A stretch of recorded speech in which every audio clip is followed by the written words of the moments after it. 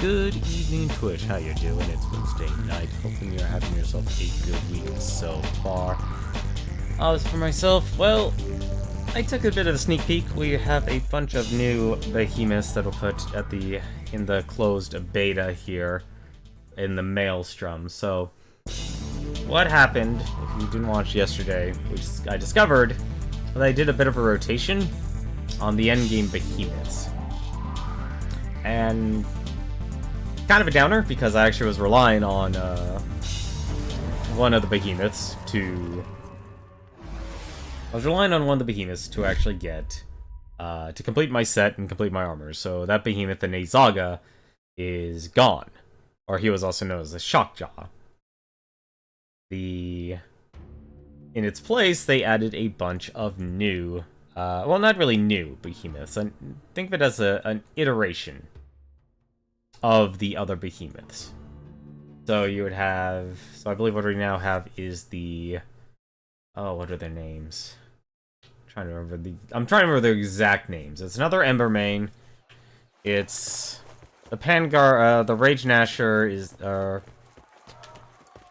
always call it the Rage Gnasher. I know it's a terrible way for it. Rage Tail Gnasher, Frostback Pangar, Deadeye Quillshot, and the Bloodfire Embermane. So, effectively, what you have is just iterations of two of the behemoths we fought in the earlier zones, but this time around they do a lot more damage, and they also have they have more attacks, or they have that constant string of attacks, and it follows very much the same design as I was ranting and raving about the Hellion. I had a gigantic contention with that design, and I can understand maybe having one or two behemoths in the late game have that type of design, where they're constantly attacking, and, you know, so it's so much you have to focus on more of making the design of the behemoth be more about you're going to have to earn the interrupts, you're going to earn the KOs and such. So where you're actually doing the focus of your damage will matter a lot more. Of course, the hard part is making it so you can actually also cut off the other pieces and such. Because once you get up to the Maelstrom here, we're still in the Uncharted regions, but the Maelstrom here, for a lot of their endgame stuff, you're only going to be able to get loot from completing under very specific conditions. And some of the conditions are absolutely absurd. I believe there's even some what they call exotics, so think of them as legendary items, or legendary weapons and armor, that can only be gained through those requirements. I believe one such requirement for one of the legendary weapons is cut off a very specific limb of the behemoth in less than 2 minutes. That's a high bar.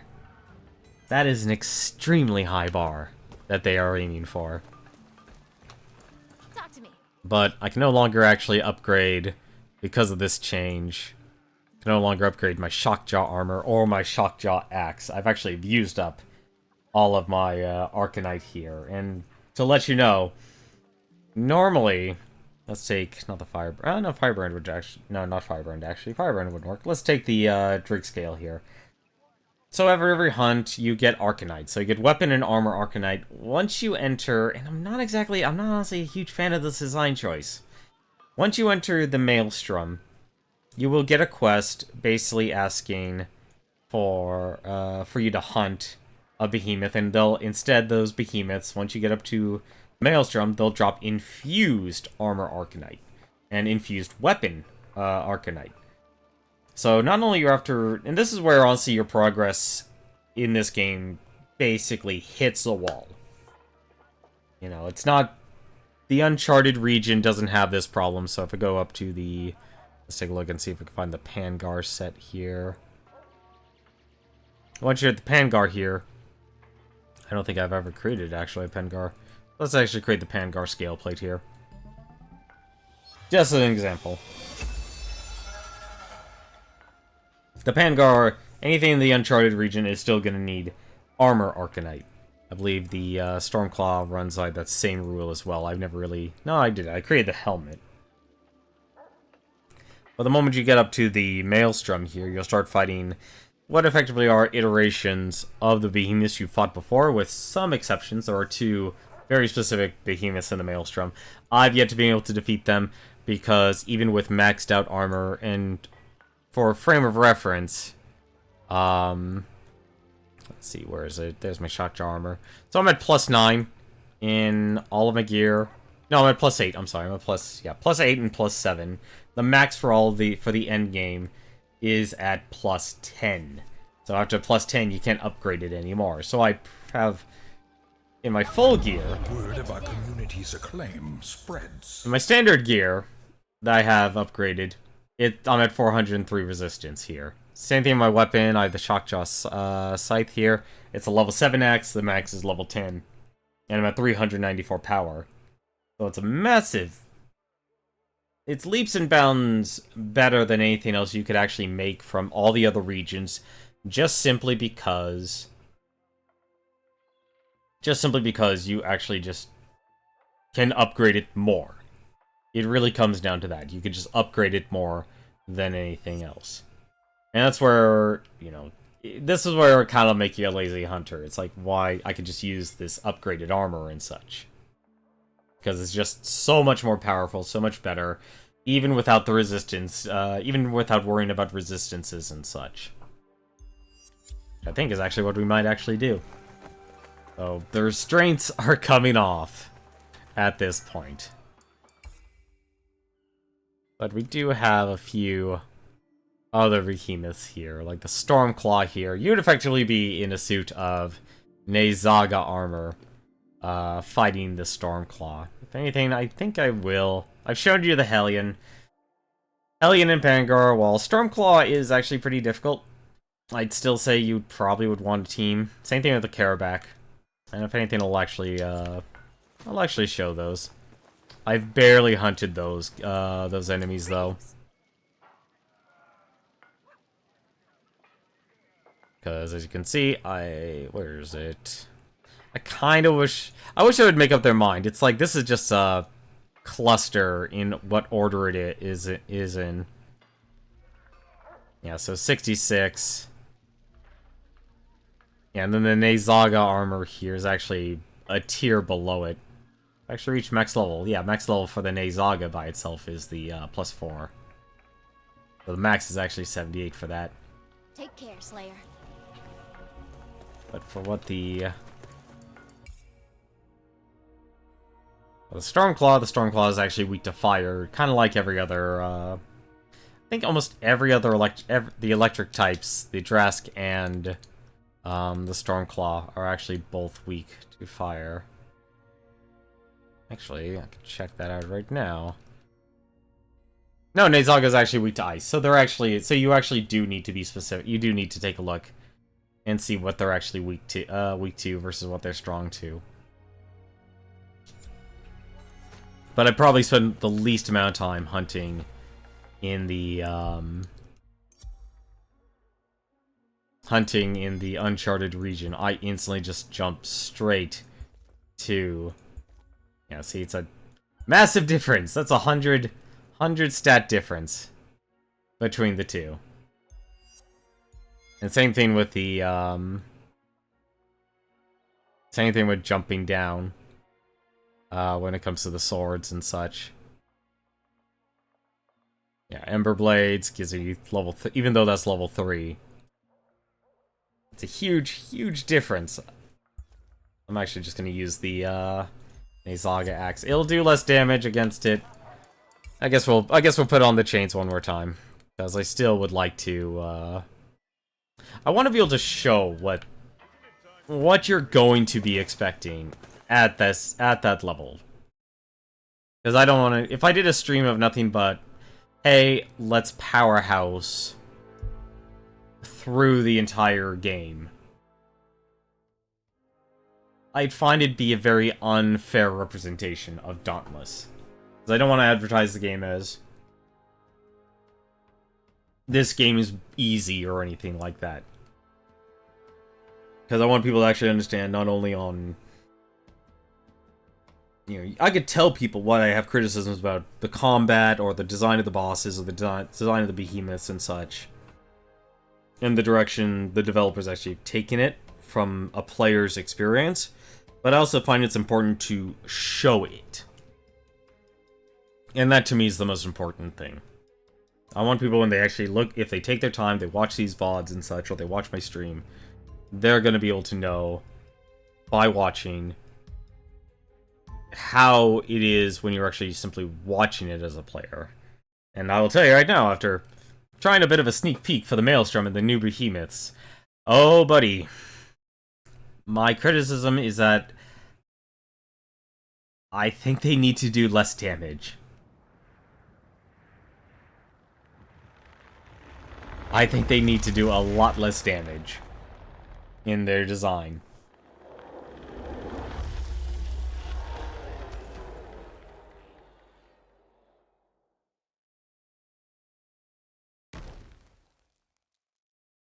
It's very doubtful, unfortunately, I'll be using the transmog.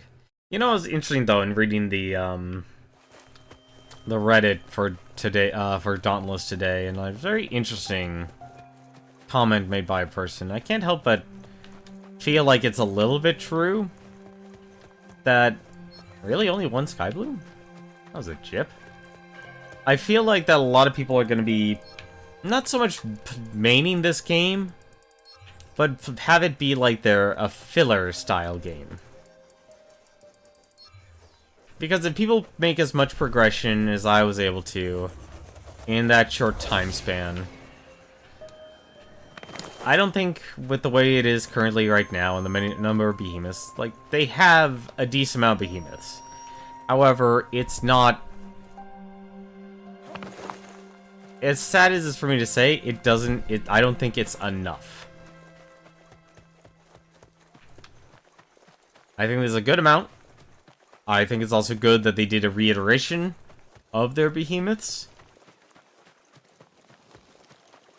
But at the same time, if a person goes hardcore on this game, they will quickly find themselves where the...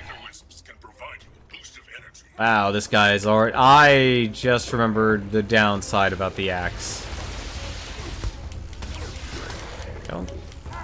Oh, good, it actually now shows numbers, so now I can actually see if I'm doing damage to the spikes. I always wondered that. I always wondered if I could actually do damage to the spikes.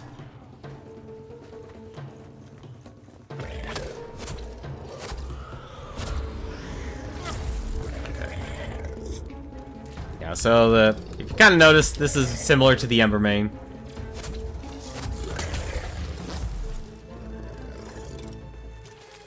But it's effectively the electric type. Come on. Hold still, buddy.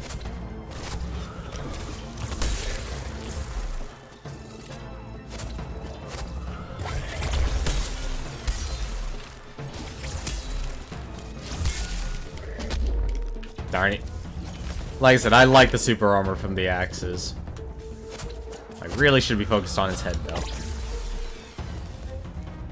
And for a second, I thought Sendu was the tail. It's unfortunate that the balls... Oh, I guess they actually do something. Oh, don't tell me that's the interrupt point.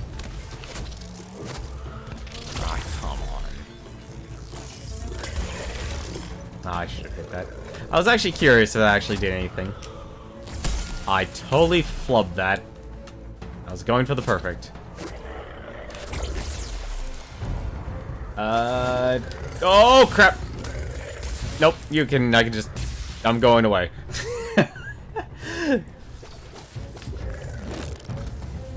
I'd rather not get shocked by the lightning.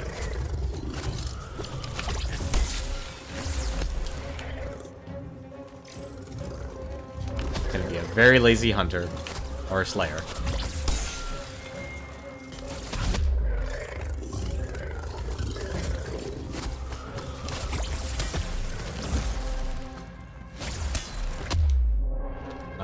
I'm surprised actually a lot of that missed there. Like I said, the hitboxes are on point in this game.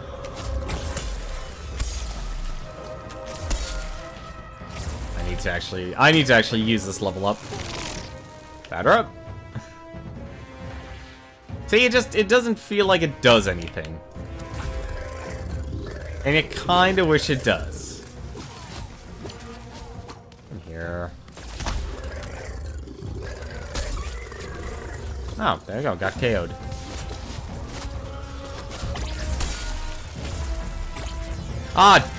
That was a waste.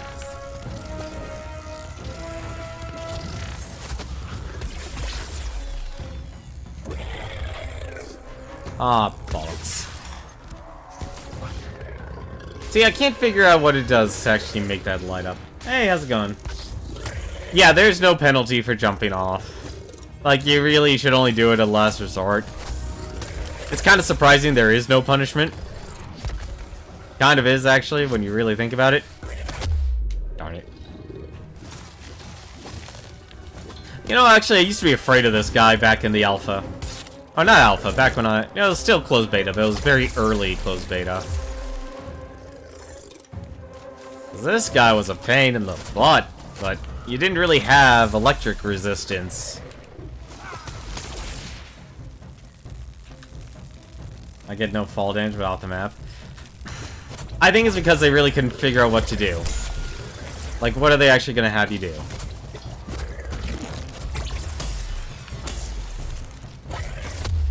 I should have rolled. The only reason I have this much health is because I'm using the axe that heals you. That's the only reason. I would just like to reiterate that. Bollocks.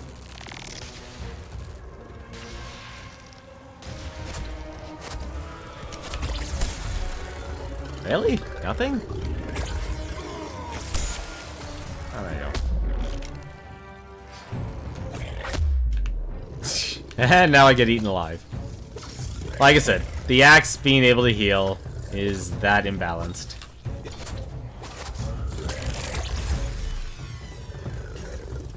He's gonna jump at me.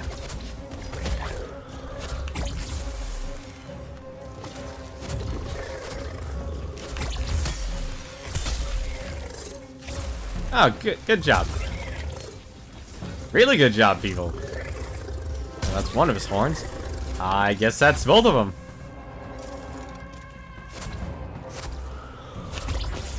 Ah, come on.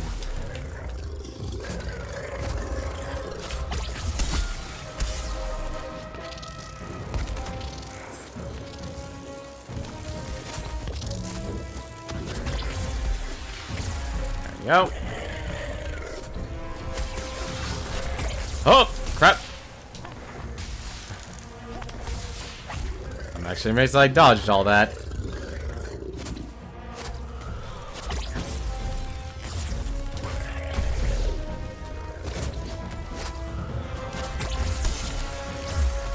I don't even know if I did damage on that hit.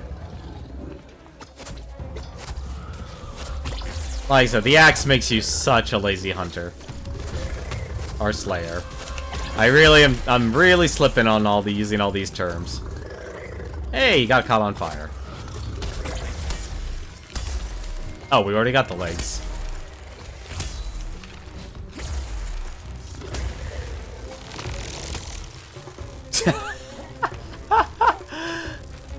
Wait, what? Why can't I pick this? Can you not pick things up when electrocuted? Okay, there you go. Like, I doubt that would be it. Like, that would be weird as a rule. Not being able to pick up things. How are you doing, Bell here? How has your day been? Hopefully you've been playing some games on your own time. I've actually been thinking about streaming Starbound, actually. Because, like I said, I've been watching Peanut Butter Gamers Hardcore, and I'm watching it, honestly, because of Lucajin. I've actually owned that game back in the alpha, but I never actually... I bought it, I didn't get it for free or anything like that. Well, that's just insulting.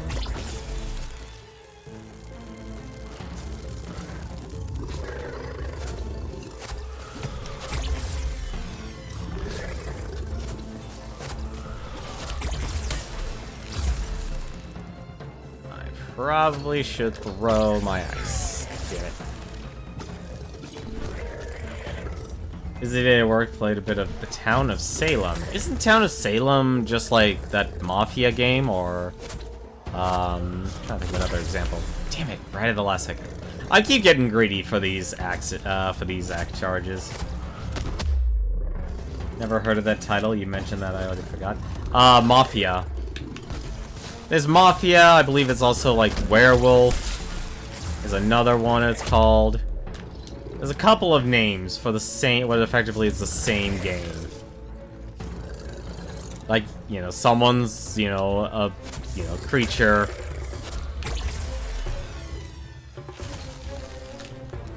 Like I said, this Behemoth is a lot easier than the others. It's effectively a reskin of the, Embermane.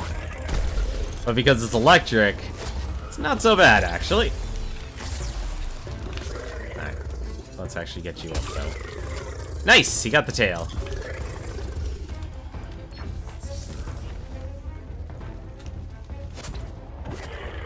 Oh. Whoops.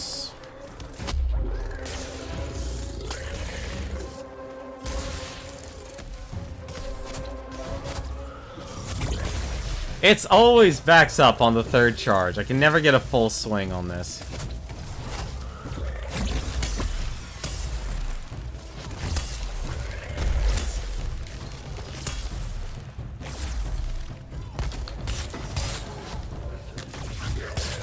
Just gonna break up.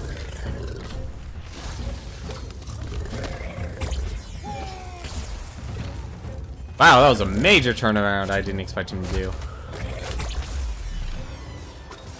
Like I said, I get very greedy with the charge attack. You don't actually have to do the charge on the first. You can actually do it on the third swing as well. But like I said, I am just a greedy player. That's not good.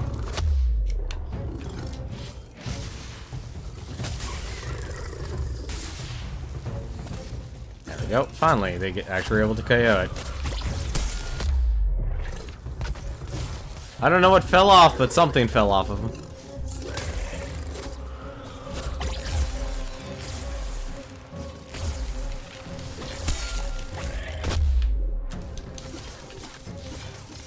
So it says to me because you like Werewolf and you played it in... when they played in the TRG Coliseum. It was okay. Like I said, it's nothing against, like, them or anything like that. It's more of, oh, you know, I know what... Really? Come on. It's like a second.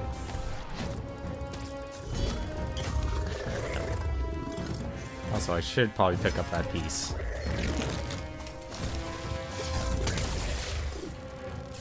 So, very annoying. I can't heal. Oh, it was his leg. Yeah, it goes by a couple of different names. Town of Salem, Mafia, I am just swinging all my stamina away.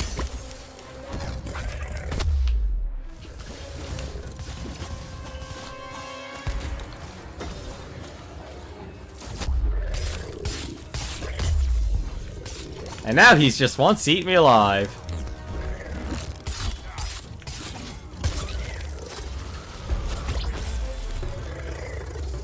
I'm just gonna go over here and drink a potion. Probably the best thing I should do right now. Actually, I think every single piece of the Stormclaw has actually been broken.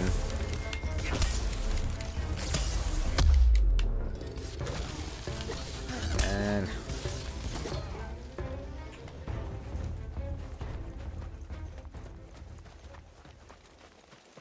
I wish you could see how much the monster has. I should probably actually make a small correction. I know when I said last night, I said goes up by 25%. What I probably should have said, he just dropped a health pylon. Yeah, these are the pylons. I know I haven't shown them on stream Well, okay, we're just gonna get a supercharge of health. They're an AoE that stays up for a certain amount of time. And they'll heal you. It's just going twice as fast because the person put down another pylon. I personally think with how mobile this game is for the end game, pylons aren't really great to be used in combat. I prefer using the bulwark potion. And if they're gonna keep my criticism for the end game, the bulwark potion is actually really nice. It's a nice thing to learn or to use when fighting the fighting behemoths that you need to learn.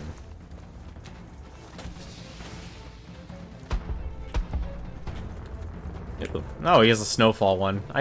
Unfortunately, I wasn't able to get the snowfall one. I kind of regret not being able to get the snowfall one. Primarily because I didn't want to... You ever get that feeling whenever you play through a beta and there's a wipe, and you don't want to go through it again? That was what kind of killed it for me. I'm basically coming back to this because I want to give it another shot. Damn it. And I wanted to see what they added, because it has been a very long time since the last time I streamed it and played it on my own time.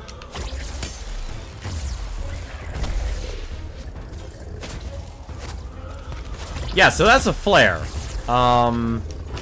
So the flares in this game, like I said, you're hunting the behemoths, and what I actually like about the design of it is that when you launch a flare, it tells you and your teammates where the behemoth is, or the general direction. Like, say you spotted the behemoth.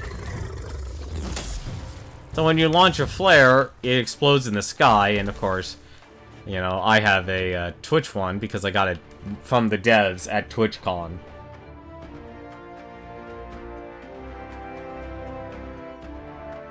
And so what it does when you use it, it tells your teammates, hey, the, behemoth's in this direction.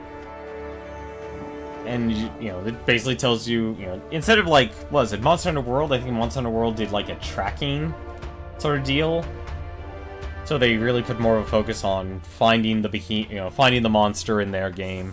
Like I said, I haven't played Monster Hunter World, but from what I've seen from streams and such, of when certain people played it, when like Force played it, for example, he had to track the footprints, and that would basically do like the breadcrumb trail. This here instead, because the islands are big, but they're still small enough.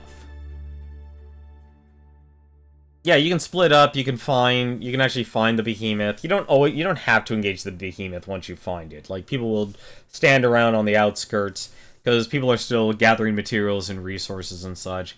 Because to actually, do the hunt here. What? What?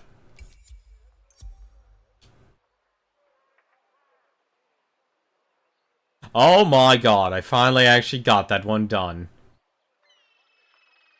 I really hope that's actually... Wow. Okay, so... this quest, Mixed Staggers.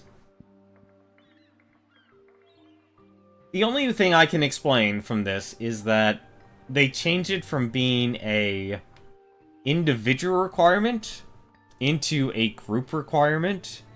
Because there was no way I got 5 staggers on the Stormclaw. And I guess staggers also include breaking a part off of the behemoth.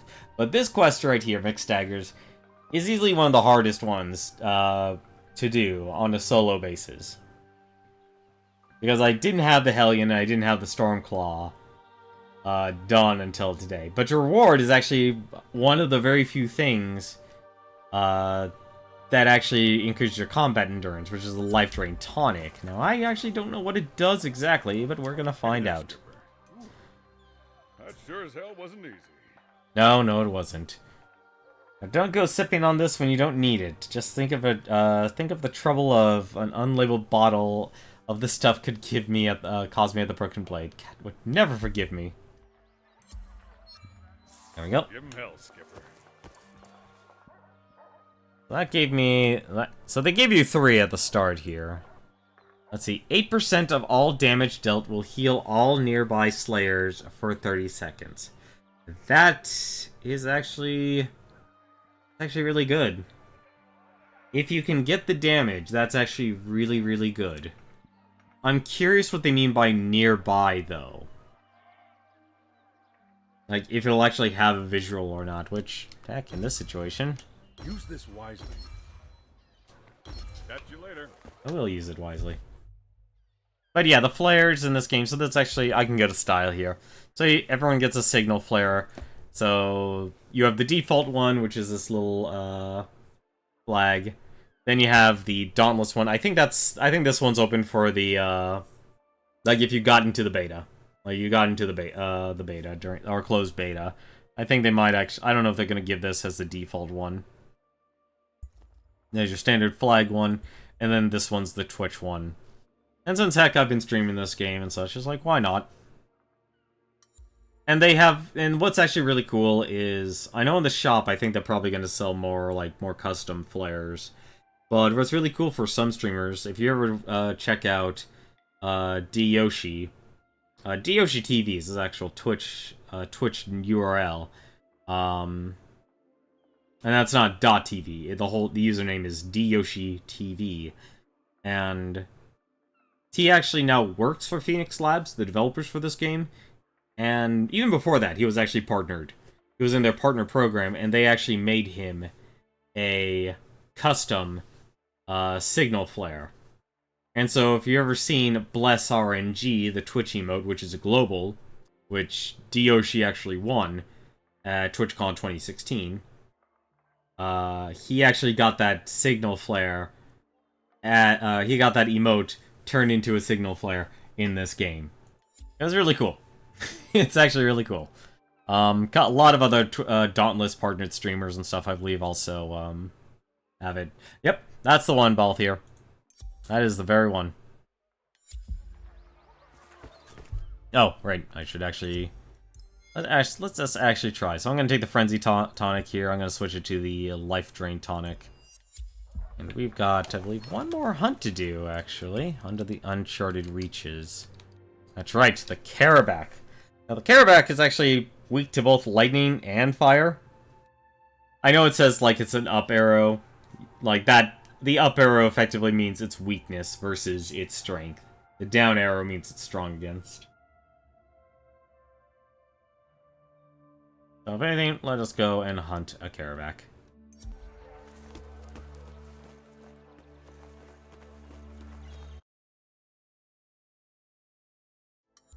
Like, Stormclaw's not easy as a behemoth hunt. I am still floored seeing people actually wearing that Hellion armor. There's gotta be some...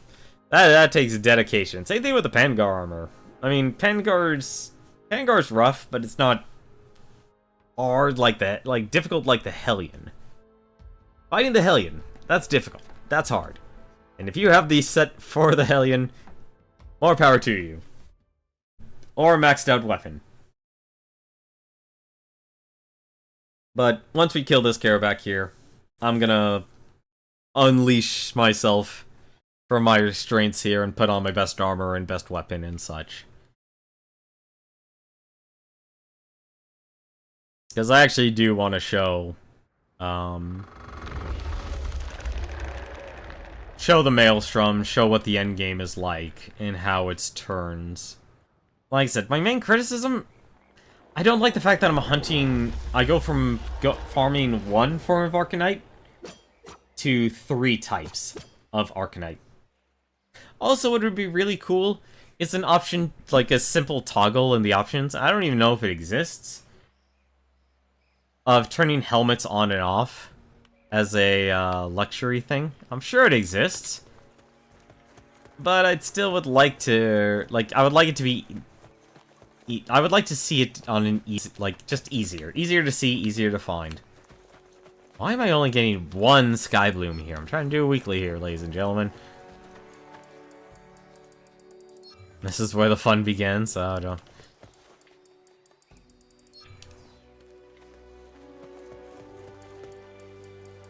Well, this will make up for the life tonics I've actually made. Oh, and they found him. So let us go and see where it is. Someone has a question mark. Question mark flare, that's good. I'm actually skipping gather. I've honestly stopped gathering a lot of materials as of late, and they've already jumped the behemoth. Goody.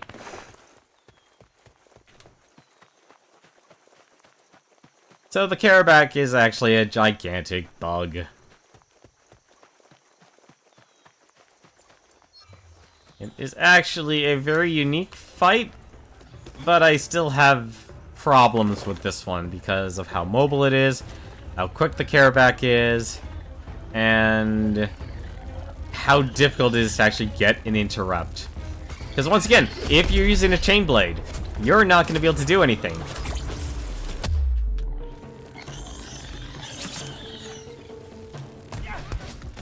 And, like, I'd say their hitboxes in this game are too good.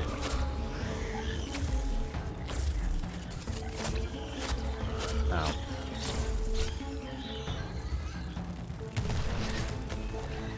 Because once he attacks, he usually goes far.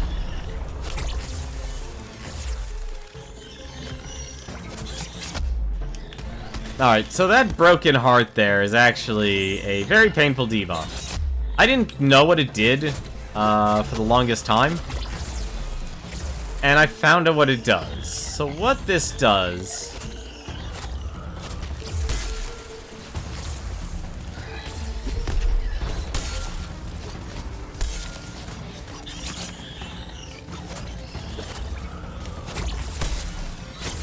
So what that actually, what this that heart debuff does is if you run out of stamina, you'll actually...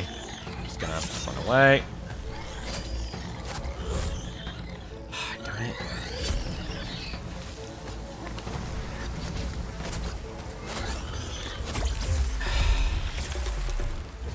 One opportunity. One opportunity. This is the other debuff of the Carabac. There's no counter to it, and I really actually hate it. I also really wish there was a lock-on system, so it would just let me track the,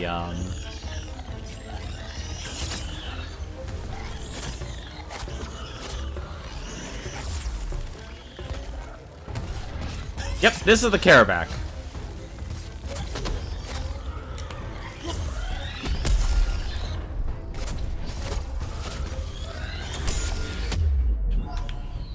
It also goes invisible. Like a StarCraft cloaking invisible, like the Protoss. Unless that person with a hammer just decks it in the face and KOs it.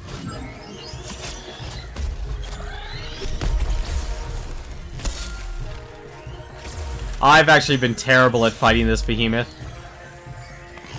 Oh yeah, so this heart debuff, if I run out of stamina, I'll actually take a lot of damage. Probably will actually kill me. I can actually show it. Let's actually kill ourselves. That's what the heart debuff does. If you run out of stamina, you take an absorbent amount of damage.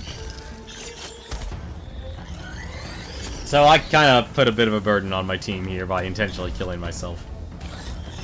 There's another debuff with these bugs. Let's see if I can actually get it. Give me those bugs. So the bugs there will actually, at random times, interrupt you from attacking. So if you're reliant on charge attacks and such, you'll actually be interrupted.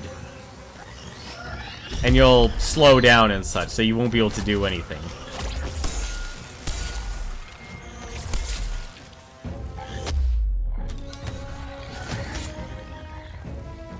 So this was actually one of the other behemoths you used to be able to farm in the Maelstrom. Well, not really farm. You'd have to hunt in the Maelstrom. But he was not a favorite of mine. I am not a fan of the, I'm not a fan of this behemoth. I like the bonuses it gives. The bonuses it gives are good. But actively trying to hit this thing is a pain in the butt.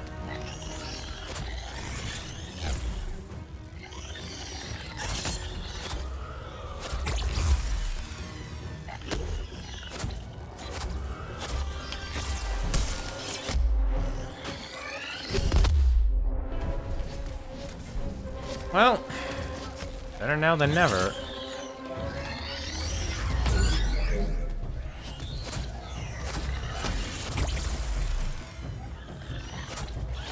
Damn it!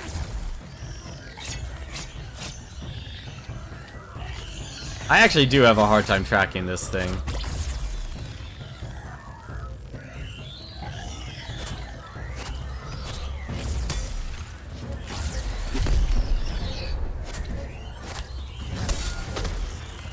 Well, let's actually try this. Or not, we could just be completely oblivious.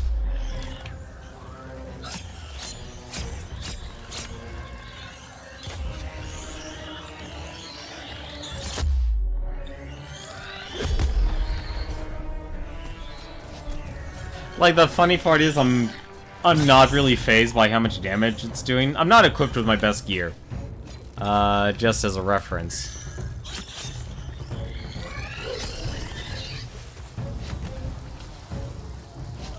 I can actually heal this person better than the other person. But getting... I hate the bees. Bees, hornets, whatever you want to call them. They're a gigantic pain in the butt. You can still drink potions, it's just that it randomly interrupts you. I wish there was a counter for this. And I don't know if there is.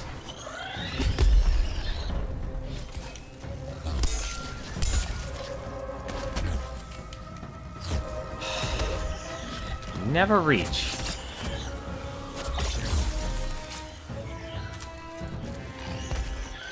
I'm the medic.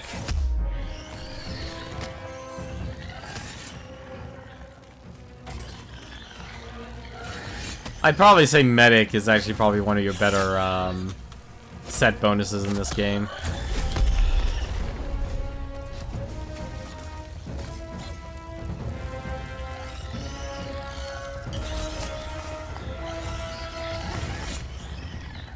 Yeah, it's that attack there you could actually interrupt, but it's really difficult, even with a war pike. I'm actually surprised I got him.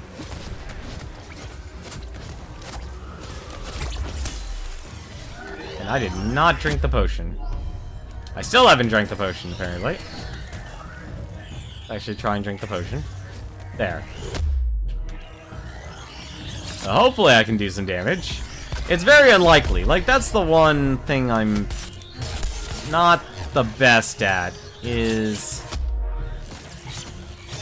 You have this setup with the Behemoth design where you're more reliant on the interrupts and KOs, but it's so mobile, and it becomes very difficult to actually land a single hit.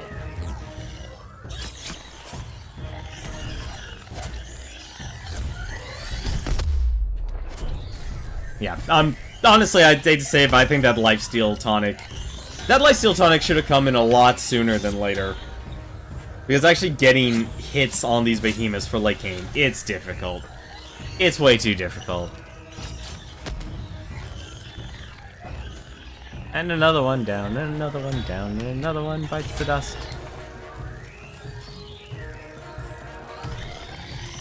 And of course, if you get knocked out, you run out of health yourself, you're going to, you lose all your, stamina.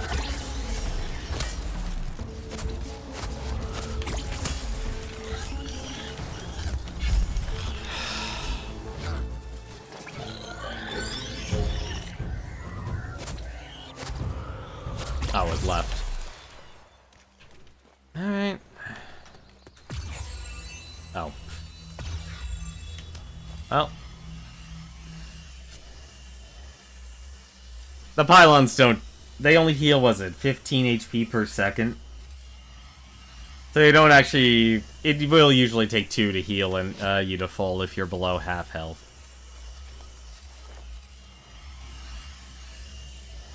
You love StarCraft, but you really say... You know... It used to be... People used to be good at StarCraft. And I mean that in a relative sense. Because nobody really knew about metas or anything like that. Or how to build. And so StarCraft 1 was really successful because... Even though you could play online... And there was an esports scene... it was still a very unoptimized game that, when playing with people didn't really know what to do. There wasn't that that centralized knowledge from YouTube and such, or people, you know, or being refined, because let's be honest, it was a rough around the edges game.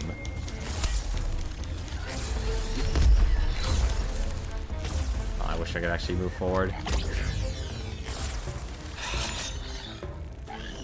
I'm terrible at landing these axe hits.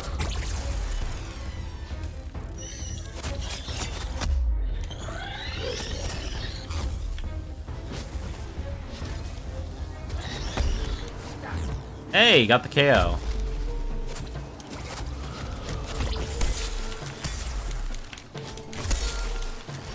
I don't know what we're supposed to be shooting for, but I keep getting the bugs.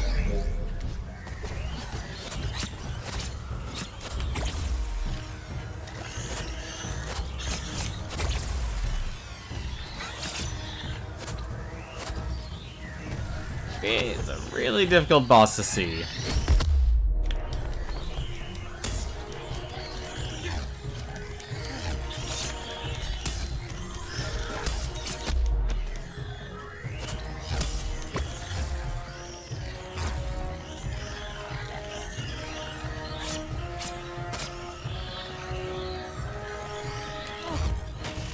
Damn it. There's one range attack in this game. There's only one. Technically two. The chain blades the chain blades elemental heavy attack in this game. Wow, I am really getting my butt handed to me here. Attack from long range. But it's very difficult to determine the distance.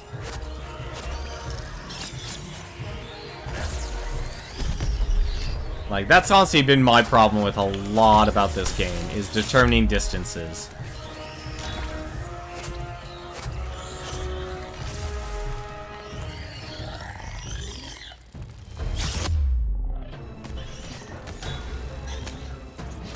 The other range attack, the proper range attack in this game, is actually the war pike. And it's fine.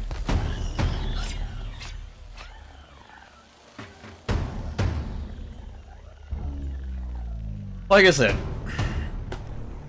it's weird that the hitboxes are so gigantic that he's leaving. Yeah, he's leaving. Yeah.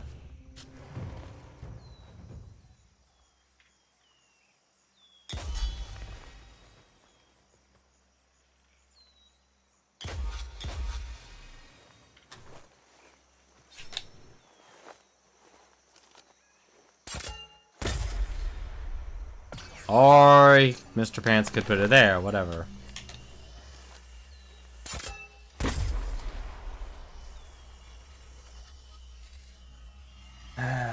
Some people just don't have patience.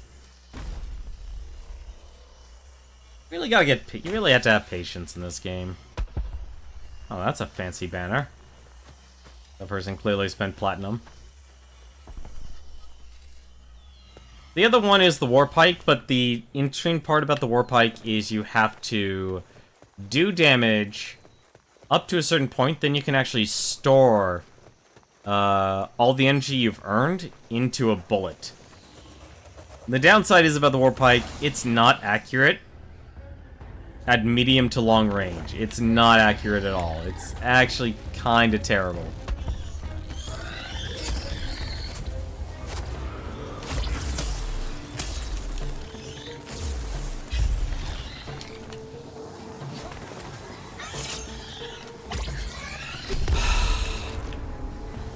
I think there honestly is a mobility problem in this game.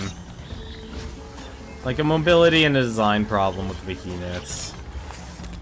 Like, I can understand having a certain level of speed, but even when your attack animations send them flying across the map, it makes it very difficult.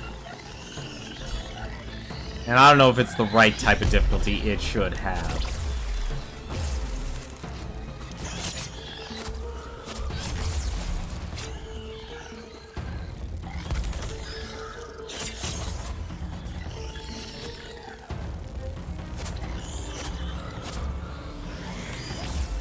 Because it makes it very difficult to hit these behemoths. And honestly, it's a very frustrating aspect of this game.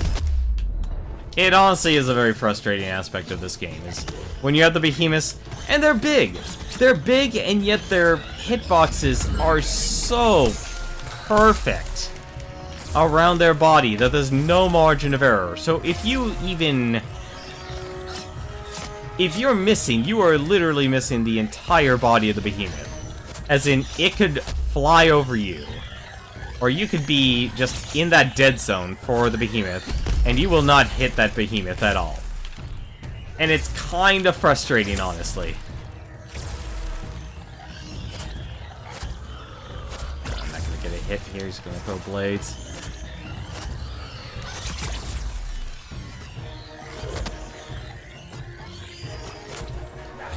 I gotta figure out what lantern these guys have.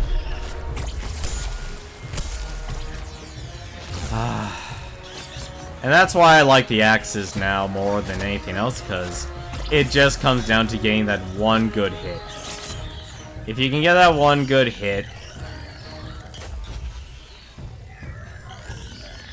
I will say, though, the Karabak's weakness is actually the Warp Pike. And not for the reasons you think of. Because the Karabak does a charge attack. And when it does the charge attack, if you can hit it, you will stun it.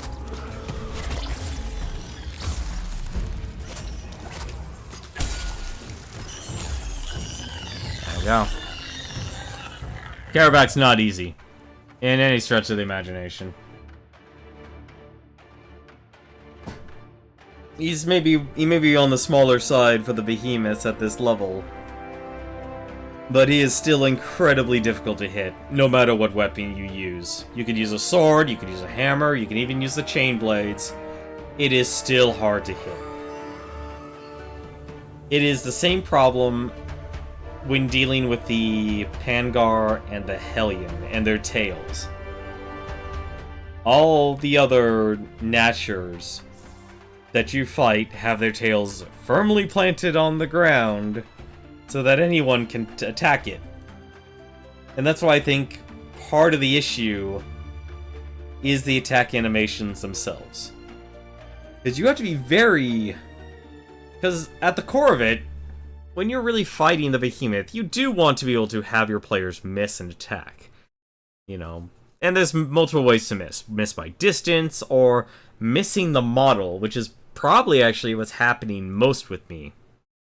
Actually, who am I kidding? I'm just missing the model. But I mean, you're right next to the model, but you swing your weapon, and it's because of the way the animation works, or the animation is shown, it misses it. So, like, if I do a horizontal swing with the axe here, and I'm fighting the Pangar, if it lifts its tail up just a little bit, I'm not gonna hit that tail.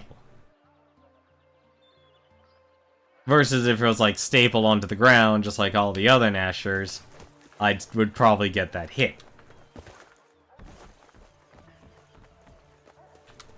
So, that's pretty much why I just moved on immediately to the Maelstrom. Like, I will say, I probably would not be enjoying... Like, I probably wouldn't even be at the point having half of my gear if it wasn't for... So I'm going to switch back to the Shockjaw Scythe here. And I'm also going to go back to my armor here. I actually do also have the Rage Tail set as well. I've actually been farming... the Rage Tail for... And I'll show you actually what I mean when I say farming the Rage Tail. I'm going to put on my actual good gear. It gives me 403 resistance. And I'll tell you right now that the behemoths in the Maelstrom they do about 50% of your total health per hit. It's a lot. I think it's too much, honestly. Oh, hey, Slayer.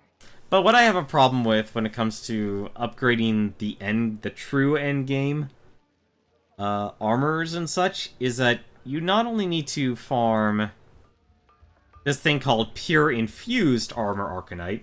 So you move from Arcanite to Pure Infused Armor Arcanite. But then we have another Arcanite we have to farm, which is called Charged Armor Arcanite. Actually, I think we have a third one. Give me 1 second. I actually want to make sure of this. I think there's actually a third one. Where's my other set here? Let me actually make sure here. I can actually just go to inventory here. I go to regions, supplies. Where is it? Cores? Yeah, Dauntless Pack Media. That's the cells, supplies. Those are my supplies. Really? It's only regions. You gotta be kidding me. Is Arcanite in here? Yeah, pure infused. Okay, so it's in alphabetical order. Gatherables, break parts, gatherables. Here we are. Yeah, so this actually... So there's 3 now... So originally there's just Arcanite. But then we have to collect infused Arcanite, pure infused Arcanite, and then charged Arcanite. That's a little much, honestly, just moving into the final area. That you're moving from 1 to 4 different types of things you need to actually collect. I guess you would actually just... It would go to 3, not 4. Have yourself a good night, Balthier. Thanks for coming by. But yeah. I don't like this, honestly. You know, when you moved instantly from Weapon Arcanite and Armor Arcanite to then Infused, okay, that's fine. Farm 1 additional type. Then you want me to collect Pure Infused. And then you want me to collect Charged Weapon Infused. It's really redundant. And not in the good way. There's a redundancy here that does not need to exist. And it's making it more complicated than it needs to be. Because not only is your quantity of getting the Charged Weapon Arcanite decreases if you go for like a specialized hunt instead of going for random, because random you don't know what you're gonna get, and good luck actually making sure you have the skill and the gear and also a team that's strong enough to actually take it down, because these behemoths at the Maelstrom here, they hit like trucks. I mean, and not to mention, if you want to talk about hitting even harder, there's 2 behemoths I have yet to been able to kill. The Shroud and the Rezakiri. And they have their own elemental type, their own unique model, and they're not based off any of the other behemoths. So they are, by themselves, unique behemoths. And one has their own element, which is Radiant, and one has Shroud, which is a Shadow. And I personally have yet to even find a team able to actually beat it, and you can only fight them on the heroic level difficulty. And the only way to actually, for me to upgrade my gear now, is if I actually go up against heroic behemoths. So if I go into normal, I get infused weapon Arcanite. I don't need that anymore. It's effectively a thrown away one unless I want to build another set of armor. But the reason I do farm these guys, still, is because regardless if you're doing normal or heroic, it's not going to change their drops.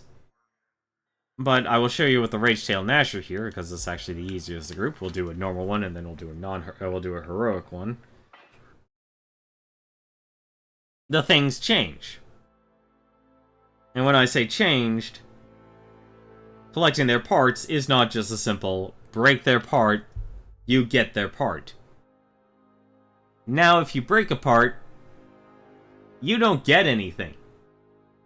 You now have to fight the behemoths under very specific conditions. And this is where I think another design flaw actually occurs, is you don't have direct control of controlling what condition they need to be in to be able to get that part. The condition I'm actually I should specify here is that they need to be in their berserked mode. How's it going, Where Awesome Devil? How are you doing? How are you doing tonight? I am ranting and raving about Dauntless.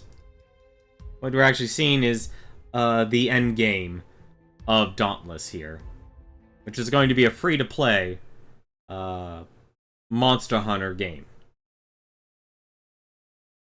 But I've been ranting and raving about what I think are some of the design flaws here for the late game. I honestly think they hit the behemoths for the late game hit too hard in relation to the armor system.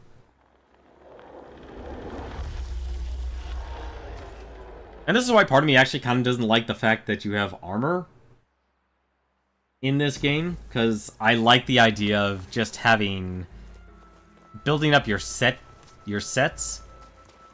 for your armor and weapons and the cells, over the fact of being very limited by, hey, here's this armor set.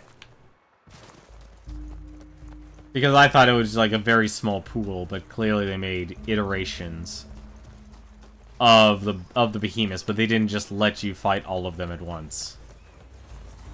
Because, you know, this is a beta, after all.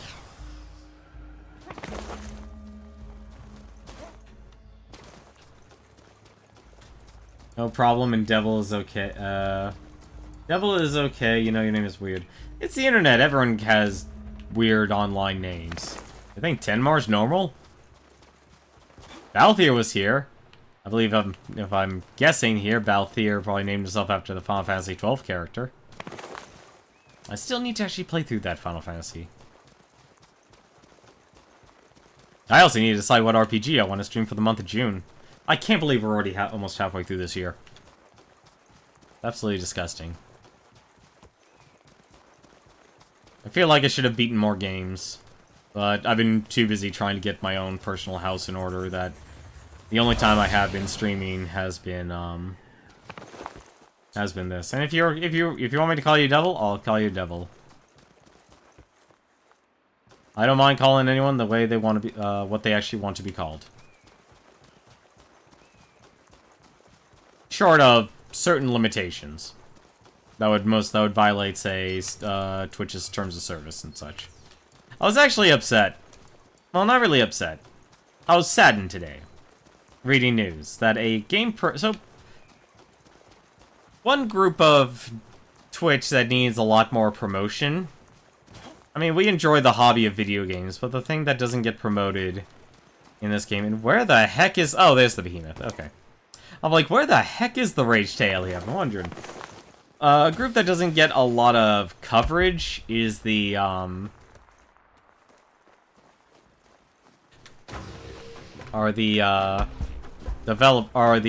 creatives, so artists, you know, artists, chefs, and especially, and one important one, game programmers. So this is the Rage Tail Gnasher. This actually used to be a mid-tier.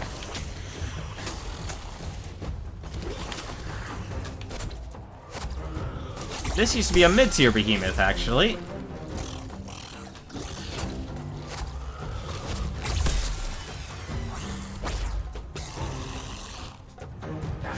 I'm gonna miss that. Yep.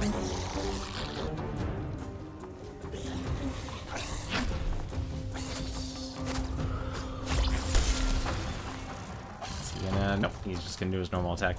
So the Rage Tail is actually just your own, a traditional Gnasher. I totally missed that.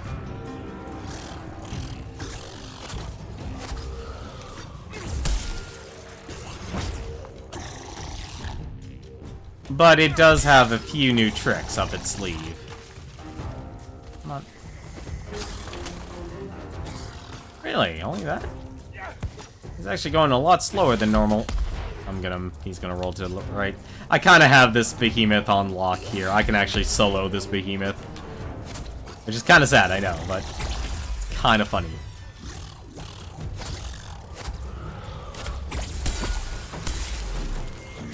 Ah, darn it.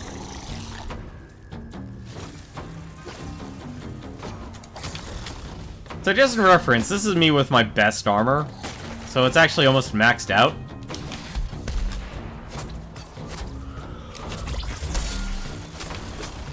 And now he's gonna do his charges. Now he's going after him.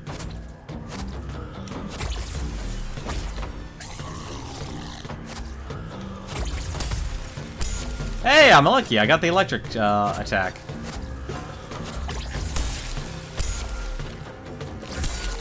why I'm not using this. I want to do more damage.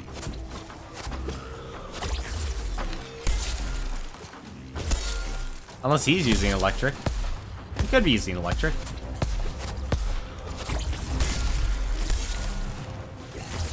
Oh!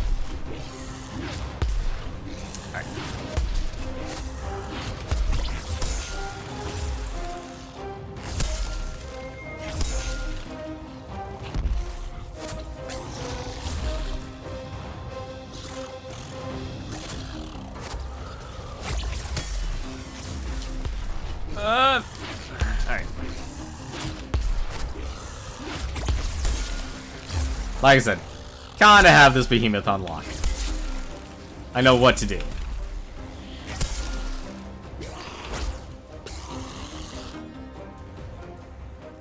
It might run away. Yep, it's running away. Alright.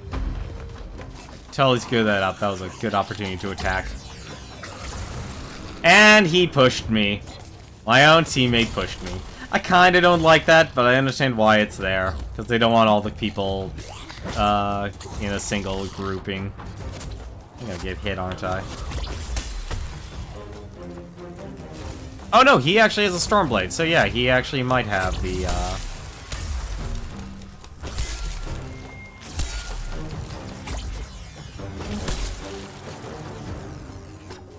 yeah, he actually is probably the one getting the attacks in.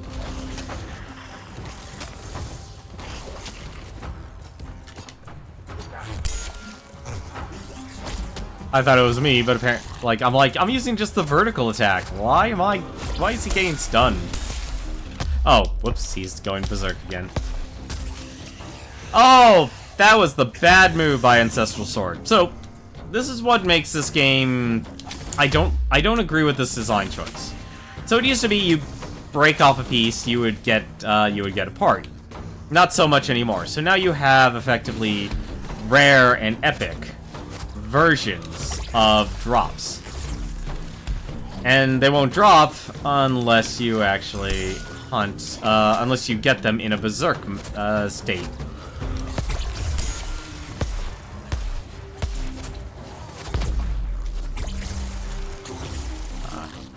So like right now, it's in its berserk state.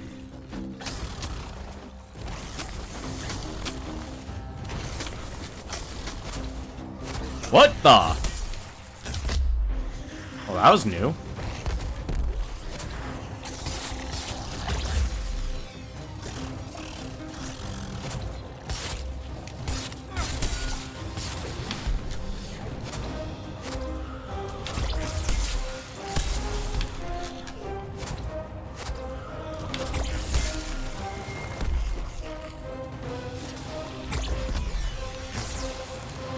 Like, their hitboxes are on point in this game, I swear. Almost any other game, you would have a developer go, that's close enough. This one, though, nope, you missed, because you did not hit that model dead on. Unfortunately, we missed an opportunity to actually get a hit in. Gonna go, you're gonna do your swings.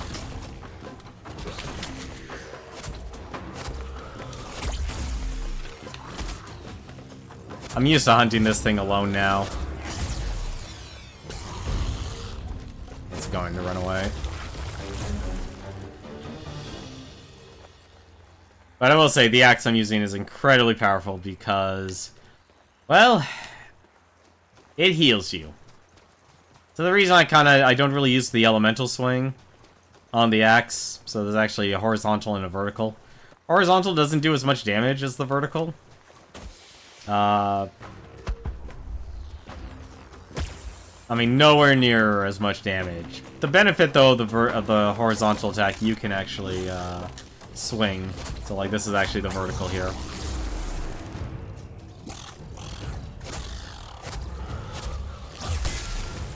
Yeah, so, no, nowhere near as much.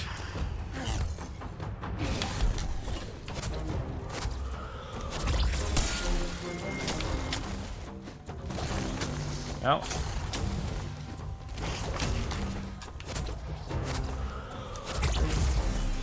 actually hit him in the head for that.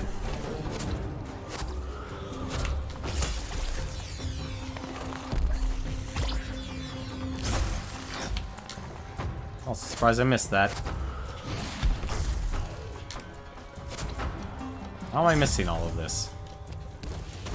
And I probably should let the flare. Oh, there's Ancestral Sword. He just... Alright, the Rage Tail just wants to go after him.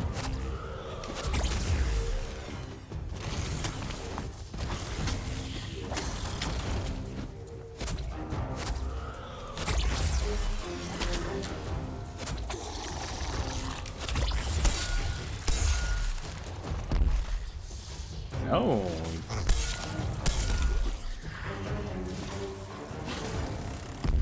I can't tell if it's wants to go berserk or not. It wants to go berserk now. No, it does not.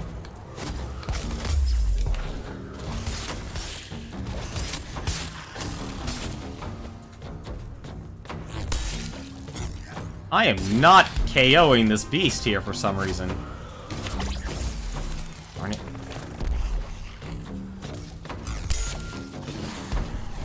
But you're right, the one thing Balthier was actually saying earlier was I kind of wish it was easier to tell if you're going to break apart or not. Because as the other part,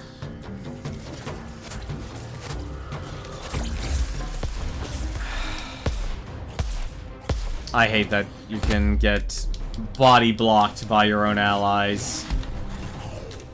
Oh, I'm just gonna go the other way.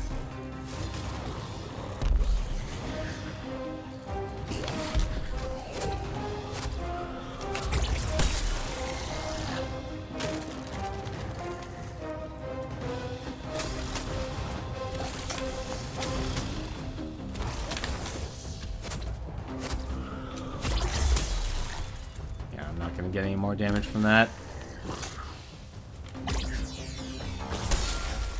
There we go. Yeah, so that purple orb there is actually what we actually want. Because now we basically are farming for rares and epics. Although I don't know what part was broken off.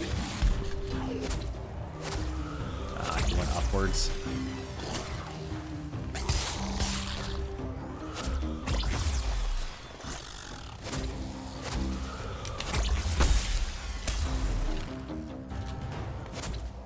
I guess so I KO'd him.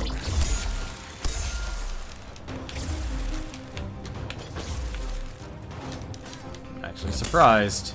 Oh, it was his leg that actually got the hit. And he got KO'd. Or he got shocked.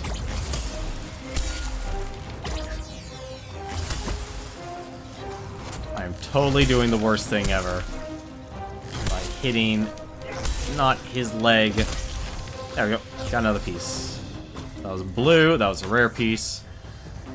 So you only get these rares and, the rares and epics when they actually are in their enraged state. Anything else, you don't get anything of value. And this is what makes the game more difficult.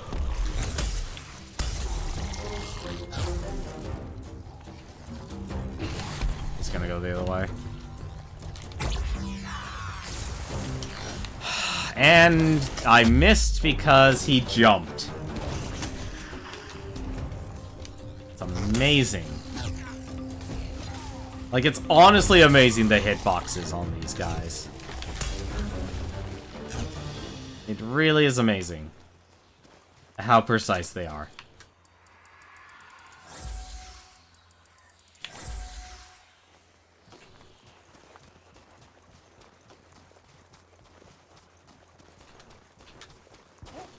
Like, I've never seen hitboxes that precise. I'm just grabbing these for the mission, or for my dailies.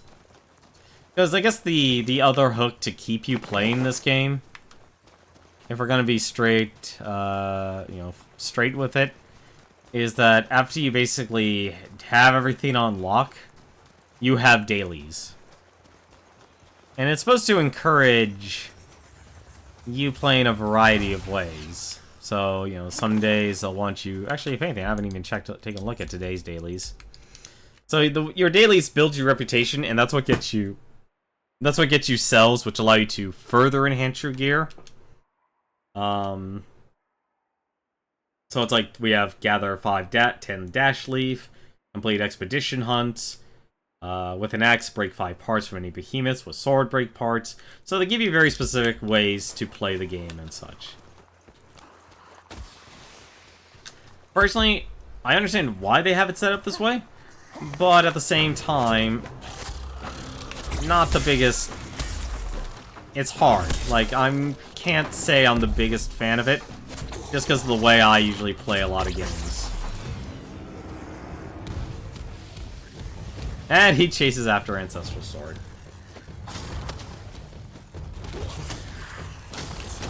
Please turn to a 180. Thank you. Very hard to get that exact hit.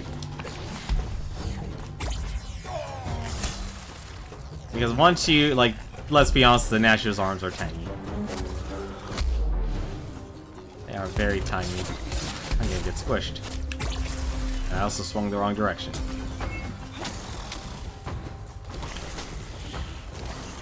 Ah. I don't know what was wrong with me on that one. Charge. Like, the reason why there's a good ebb and flow with this boss is because this behemoth used to be a mid-tier behemoth. So, actually that's why a lot of his design is similar to the original Nasher. Same thing with a lot of his attacks. The only thing they really amplified against the Rage Tail Nasher was his damage output. I mean, but this is the behemoth I actually used to farm, so I can get the not the infused. I'm only gonna get infused from this, but the charged Arcanite. Yes, I'm getting the infused from this one. If I do it on heroic, I will get charged Arcanite, which is what I need out of anything else, because that is what it takes to boost your armor and weapons once they get, I believe it gets up to +5. So anything beyond +5, so basically 5 through 10. Or maybe 6 through 10 would be a better way to say it. You're gonna need that charged Arcanite. But the hard part about it is that, aside from having to collect that, you also need to collect the parts.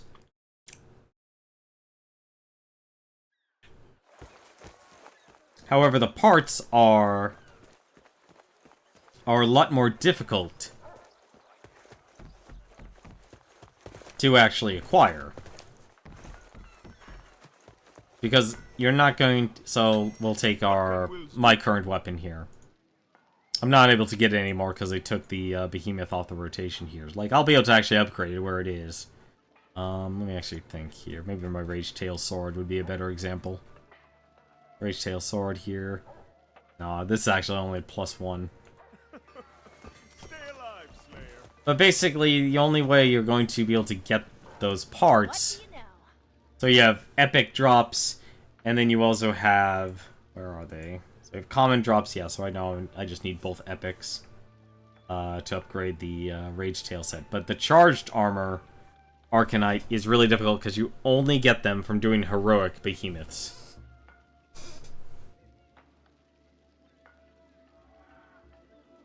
I'm actually kind of surprised, actually. They actually took away the Charog. The Charog was on the rotation, actually. That was the other one before everything changed. It's called the Firebrand Charog. Yeah, but the Storm set here... I actually need a Wait, wow, none of my pieces actually need an uncommon. That's actually surprising. But basically, you're hunting for uncommon and epic parts now. And that requires breaking off the parts of the behemoth when they're in that enraged state. But there's a problem with that. There's a physical change in the way the behemoths look when you're close, but it's not precise. And that's where I think it's kind of a flawed design. If it was just breaking off the parts, I think it would be fine. You know, you break your parts, you might get a rare. That might be one way to do it.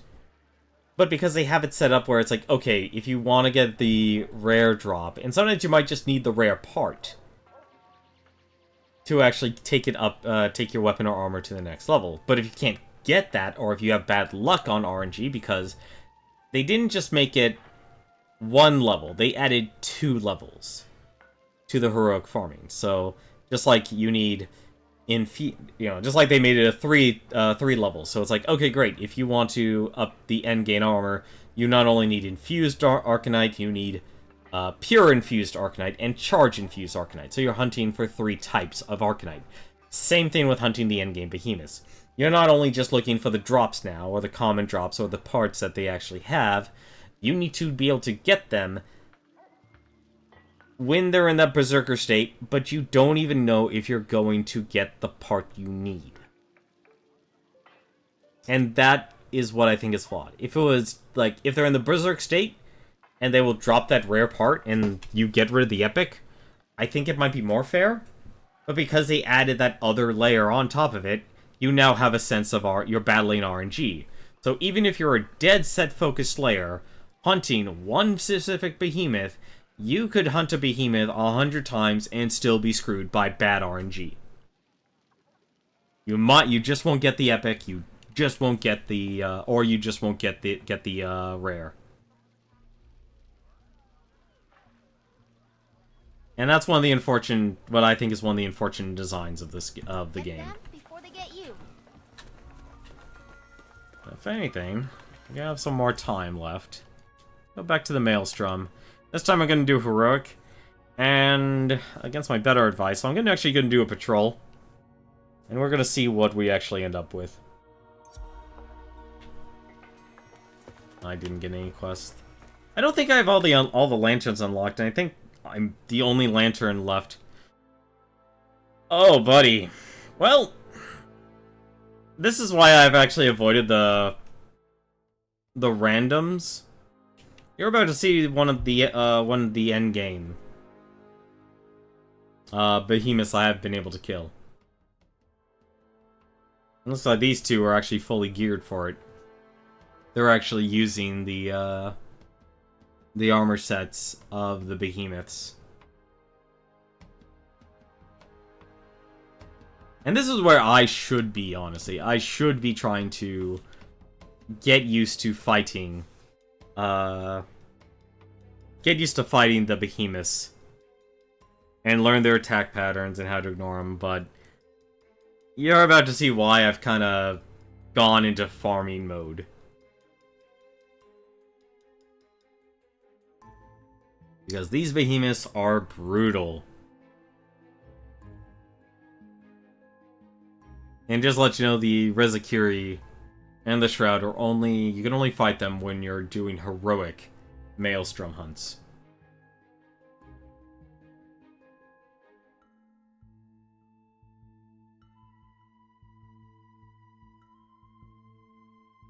But how have you guys been doing tonight? Have you been playing the Dauntless beta, or are you interested in the open beta? Of course, if you have any questions about the beta, feel free to ask. I will do my best to answer them to the best of my ability.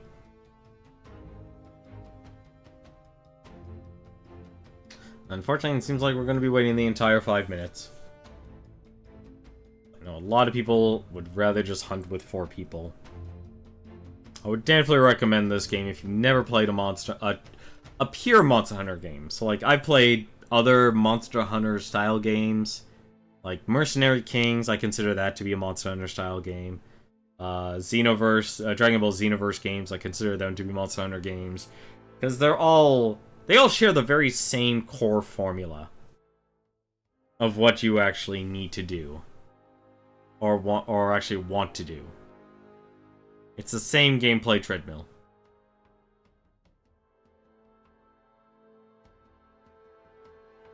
A little bit of RNG thrown in with the, alright. Well, there was our 4th person, but then they quickly took off. I don't blame them. I do not blame them at all, because I think the people who actually beat this behemoth is on a very short list.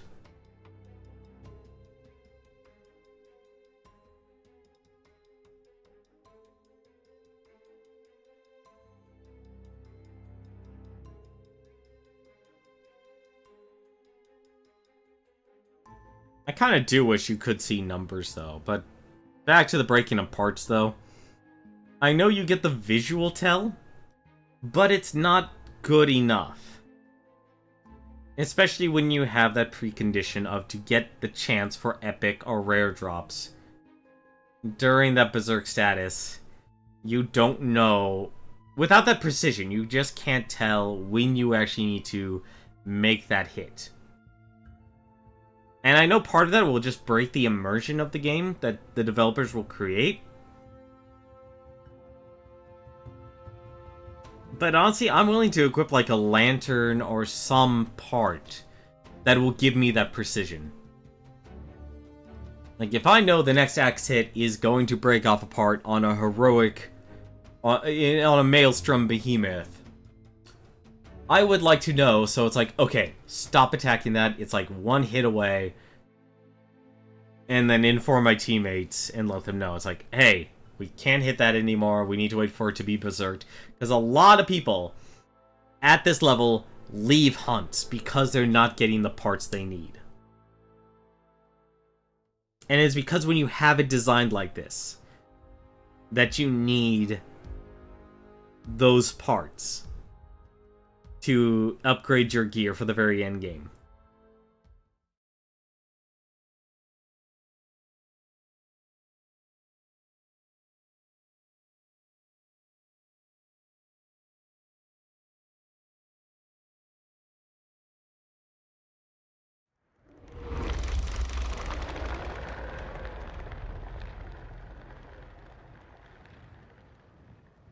Oh.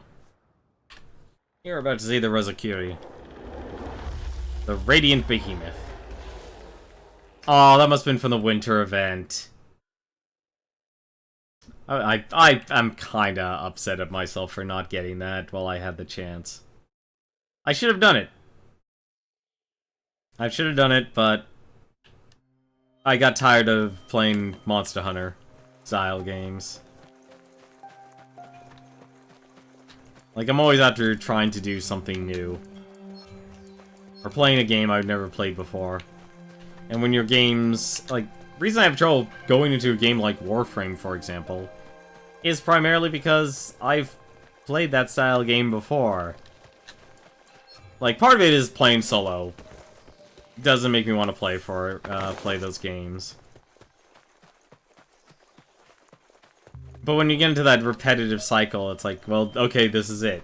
This is the game. The other reason I probably don't play a lot of Warframe is the reliant on getting platinum. Like, it's made the company, I'm trying to remember who the developers were for, Warframe. I always forget their name. You can tell how hardcore I am when it comes to Warframe. I'm not.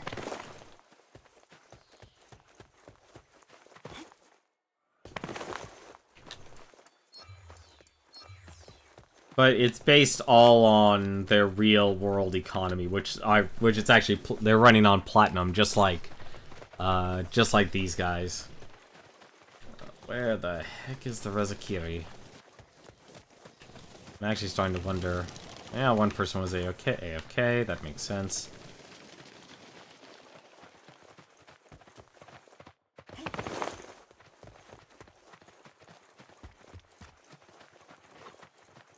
Let's see. Is it over here?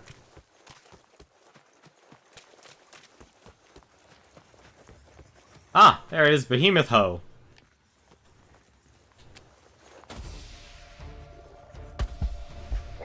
Oh, what's this be? Okay, it's the regular Dauntless flare.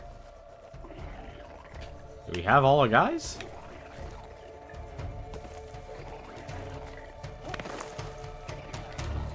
Yeah, please don't engage by yourself. So... This is gonna be painful. So I want you to take a close look at my health when I get hit. And that's a win, not an if.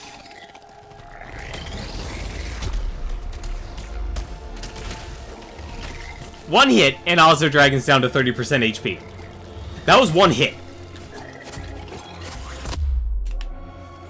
One hit from me. I'm at 50%. Your Behemoths do way too much damage at late game. Way too much.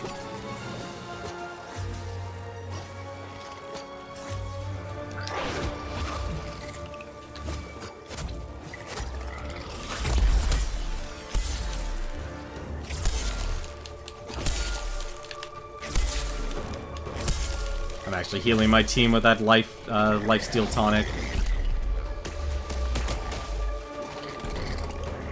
He does have a somewhat of an ebb and flow.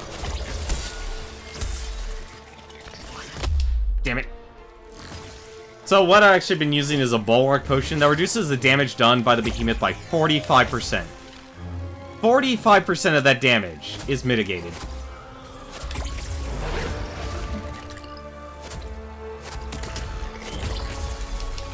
There is...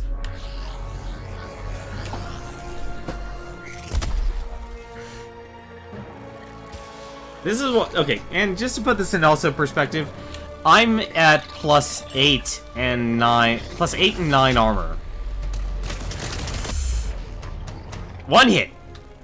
That took... 40%... That took over 50% of my health. That should not be allowed in any stretch of the imagination.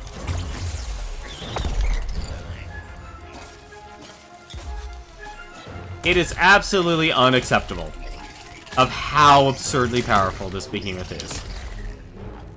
Or how much damage it does, into relation of how much stamina you actually need.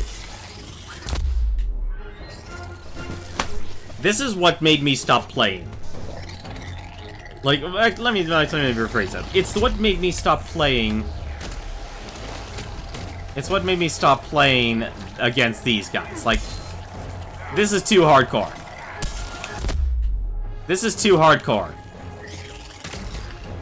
Like, I understand what they want to do, but this is too hardcore. This is way too hardcore.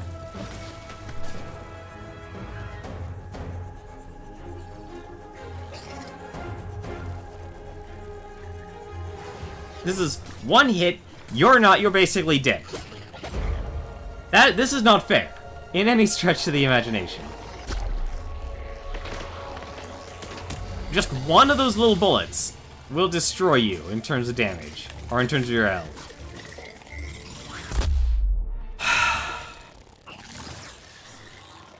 This is what I don't like about this game. I think their scaling is way off, and their entire body becomes a hitbox.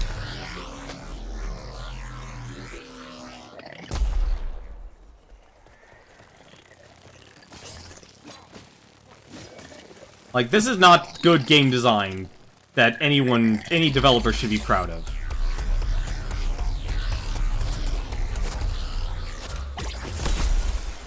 Oh, goody! Even when you actually try and think you're smart and play, get underneath.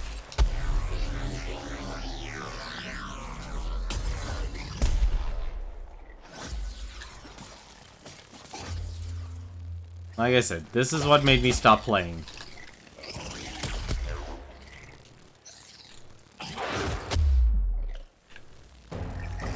This is not fun in any stretch of the imagination.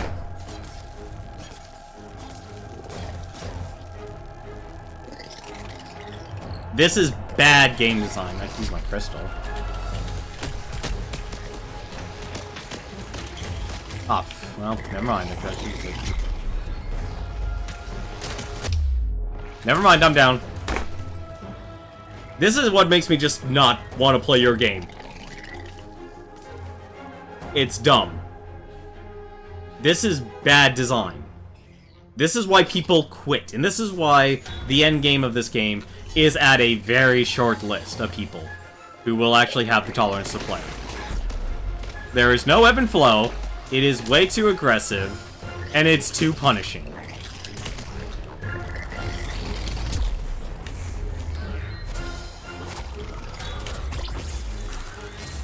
I totally botched that.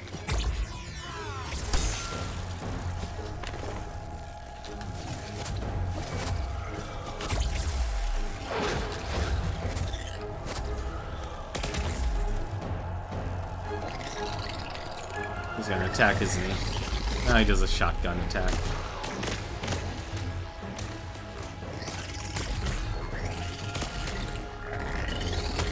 Oh, come on!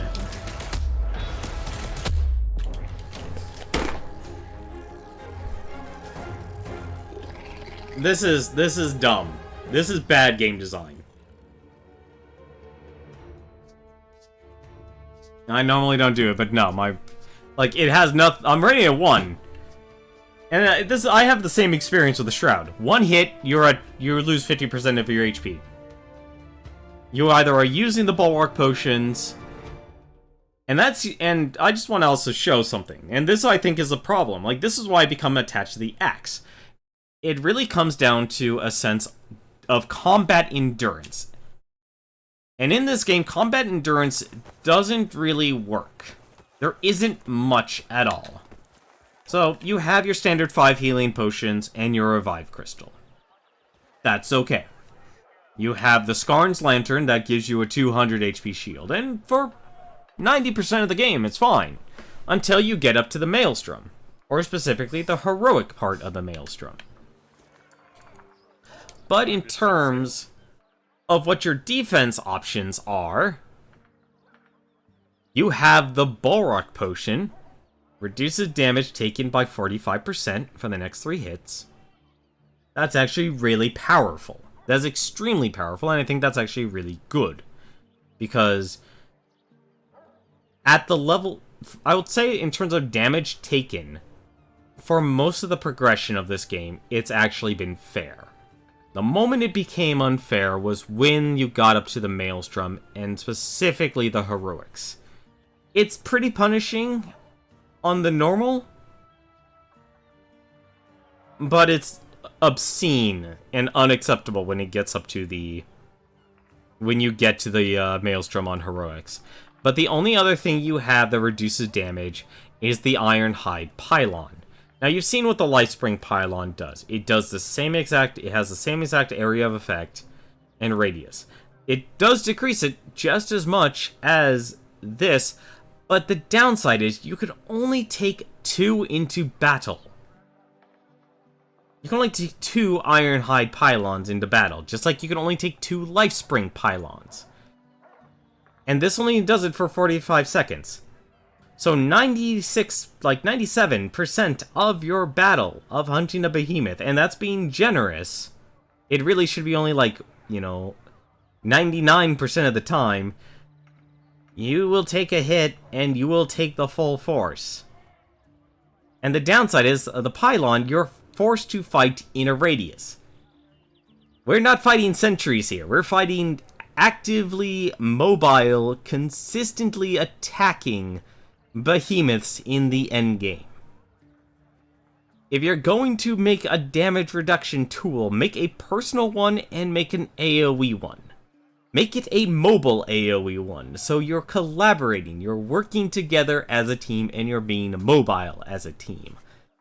If you want, you could create a third item. You can have the pylon be a stationary one and create a mobile version of it. Because I will tell you right now, it's kind of nice being able to heal after a battle, after the behemoth runs away. I feel like that's still very much a necessity. Because this is your only other way to... This is your other way to heal. Aside from the axe and the life drain tonic. And no offense, the life drain tonic's not exactly reliable. It's not reliable. It is not reliable for how quickly the attacks are from the behemoths. This also includes like their attack animations, their speed of their attacks, and their actual hitbox models. All of those are major factors as to why things like the Life Drain Tonic are not effective healing methods. It allows healing, but it's not effective. Lifespring Pylon, it's effective. You shouldn't be using it in battle. It's a stationary. It's a recovery item. Bulwark is honestly your best tool in this game, I'd say, in terms of items. Just because you reduce damage taken by 45% for the next 3 hits. But those 3 hits happen really, really quickly. And for the really good players, when you have something on farm, it works. Like, that's a good item. But when you have issues, and I know, and I'm hoping these are bugs, like your recovery animations, or being chained from being in a recovery animation in which you're vulnerable and you're not invulnerable anymore, to getting hit again, basically getting you comboed, it makes the Bulwark Potion completely worthless. You just lose all of your charges. And there's nothing else that really helps you. Attack speed, that doesn't increase the speed of your charge, or anything like that. It's honestly good for swords, like if you really want to power up, but I don't even know why it's like based on health missing. The only way it reaches 30% is when you're dead. This should actually be a flat bonus. This honestly should be a flat bonus. Just give us like 15% attack speed and give it for 60 seconds. When you have the missing health qualifier, players aren't keen to use it. Especially when the behemoths take, usually on average, about 1/5 of your health. Like, honestly, the average damage you take from a behemoth is about 20%. And that's overall fine. You know, it's especially fine when you actually have the axe from the Nezaga or Shockjaw. You can be really lazy with the axe. I'd say, honestly, the axe is probably one of the most powerful weapons in the game in terms of combat endurance, because it's a reliable heal. It is the most reliable heal in the game. Aside from, obviously, the healing potions. Stamina tonic. It's nice, but and here's one thing I don't understand about the stamina tonic. Or at least the stamina mechanic in itself. There's always a pause between recovering stamina and spending stamina. So when you're in a running, when you're running, obviously you're draining your stamina. But the moment you stop, you actually stop full force. And you stop regenerating stamina full force. And you need to be reliant on it. And realize you can only take 3 items with you.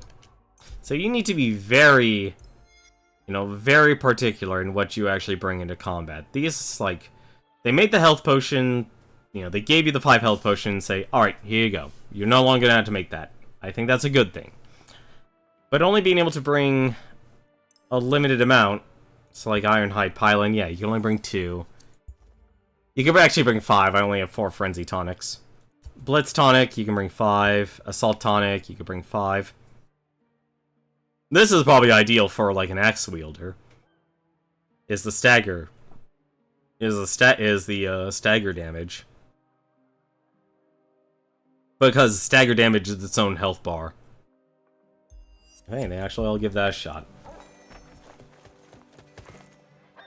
So, if anything, I'll probably do one more heroic. We'll actually just... You know what? We'll make it the Nash... Actually, no. I haven't seen the Bloodfire Embermane. I'm actually curious about the Bloodfire Embermane. Let's go try the Bloodfire Embermane. This is going to be painful, because I don't exactly have fire resistance gear. So I'm going to see if we can actually wait for a couple of people to show up.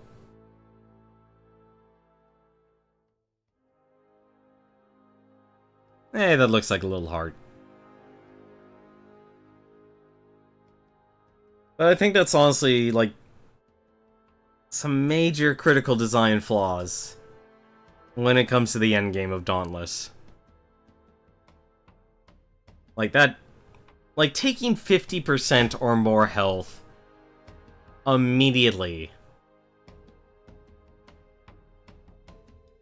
is honestly a morale killer. It's a major morale killer. And I think also one of the more important things I'd like to emphasize is that I've been doing a lot of this solo. Solo in the sense of playing reliant on pickup groups, which I think honestly is going to be your majority of people who play this game. Like, your hardcore is definitely going to, in the end, who's going to get the exotics, so in other words, those legendary items, the legendary weapons, the legendary armor. Those are going to be people who are in guilds, they're coordinated, they're on VoIP, they're on Discord, they're, TeamSpeak, whatever you want to actually use. Ventrilo, Mumble, all of those. Skype.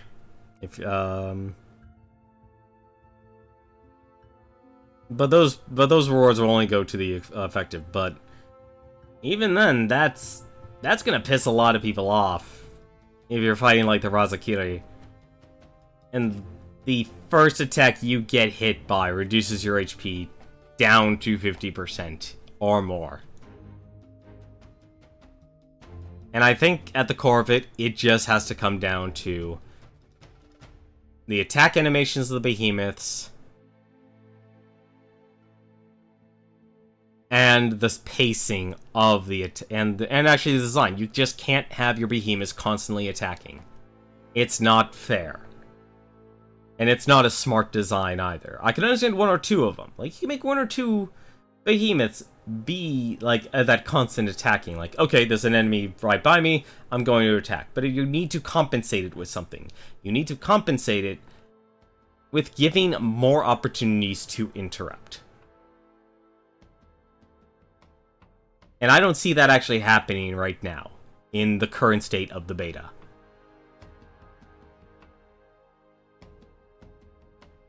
Because as fundamental of a game this is, you need to... It makes every smaller decision more impactful. Like, if your Behemoth is really going to take 50% or more HP per attack, that better be the weakest... That better be the smallest HP... Wow, okay, alright, I guess we're fighting this thing by myself.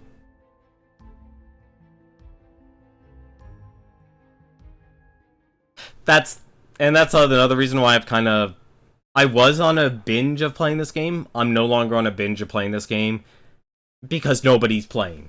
And I know this is partially because it's closed beta.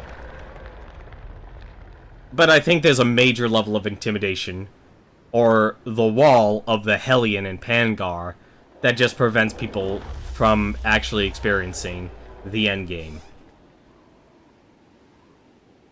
And it's things like that that are not going to garner a very active player base. Oh, wow, wow, okay, he's already here. I actually didn't expect him to be right ahead.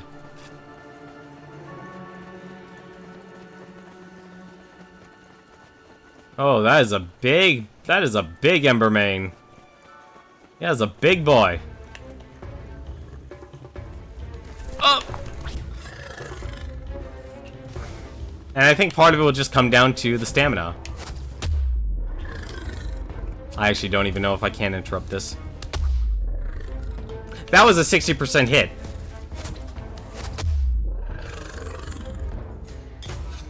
This is the problem that this game has.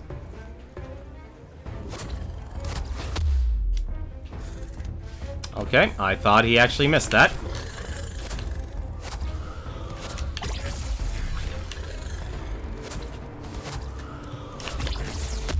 Okay.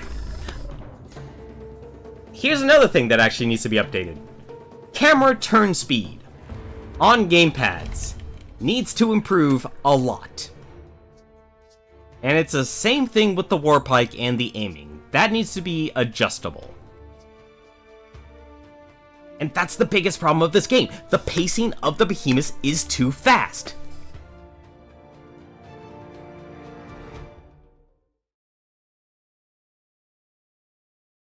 It makes me not want to play this game. It really kills it. When you have a proper ebb and flow of a hunt, you're going to have to actually realize that is not good game design. It is not good boss design. And I know I'm speaking primarily from a person who played Dark Souls and such. That's my real only experience. I haven't played Monster Hunter games, so I'm not some Monster Hunter veteran here. But realize, probably most of your player base probably never played Monster Hunter. This needs to be an introduction game to people who are interested in Monster Hunter games. And that includes the endgame, because some people might actually just like it keeping it simple. When it's as punishing as this, it's rough. Like, oh, I just got hit for 60% of my health. And I know part of the answer should have been, well, you should have taken your bulwark potions. Oh yeah, one other thing I should mention that is a bug in this game. I still have the Assault Tonic equipped, but I wasn't able to bring it into the mission. That's another thing that actually needs to be fixed. You cannot bring Assault Tonics into hunts. I don't know why, but you can't. Or at the very least, it's not visible when you go into a mission. That's kind of why I've been using the Frenzy Tonic still to this day. Frenzy Tonic is actually one of the first ones you get.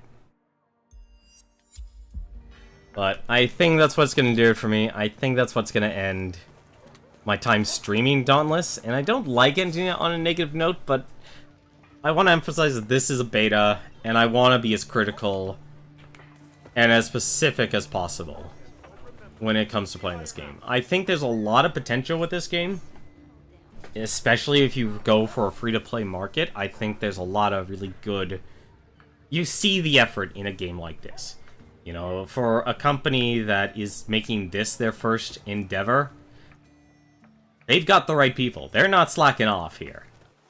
They put a lot of detail into the art, they put a lot of detail into the music, into the atmosphere, into the world they've created. You can see that effort. But when you get down to the gameplay, it's good at first, you're enjoying yourself, but then the moment you hit those heroics, or once you hit that maelstrom, everything just falls apart. Everything that you're used to, from the Monstrous Verge, the Yonder Keys, and you start to see it fall apart at the Uncharted reaches. But then you see it take it to 11 in the maelstrom. And once you get up into the, once you get up to this area here, in my opinion, it falls apart. And it falls apart hard. I think the only thing, and the only reason why, I want to actually, the only reason why, and I will tell you right now, the only Behemoth I have gotten charged Arcanite from has been from the Ragetail Gnasher, and that is because the Ragetail Gnasher used to be a mid-tier Behemoth. And he is easily the least punishing of the group. They upped his damage to still be of that unacceptable level, where if you don't have a Bulwark Potion equipped, and a Ragetail Gnasher hits you, there goes 50% of your HP. He's still on that level, in terms of damage. But he's the easiest to dodge attacks from, because all he is, he's using the same attack patterns as the normal Gnasher, all the way back from the Monstrous Verge.